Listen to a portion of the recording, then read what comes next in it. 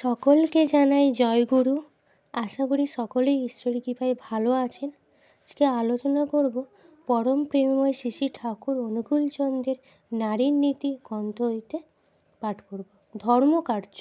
ধর্মকার্য মানে তাহাই করা যাহাতে তোমার ও তোমার পারিপার্শ্বিকের জীবন যশ ও বৃদ্ধি ক্রমবর্ধনে বর্ধিত হয়। ভাবিয়া বুঝিয়া দেখিয়া শুনিয়া তাহাই বলো, আর আচরণে তাহারই অনুষ্ঠান করো। দেখিবে ভয় ও অশুভ হইতে কতখানি ত্রাণ পাও। আর আলোচনা করব ঠাকুর ভাব ভাষা ও কর্ম সম্পর্কে কী বলেছেন।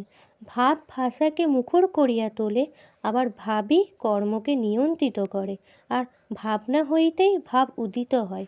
অতএব তোমার ভাবনাকে যত সুন্দর, সুশৃঙ্খল, সহজ, অবিরত ও উন্নত ধরনের করিবে, তোমার ভাষা ব্যবহার ও কর্মকুশলতাও তেমনতর সুন্দর, অবিরত ও উন্নত ধরনের হইবে। বাণী সংখ্যা 10 ও পৃষ্ঠা সংখ্যা 7। সকলকে জয়গুরু জানিয়ে ভিডিওটা শেষ করছি।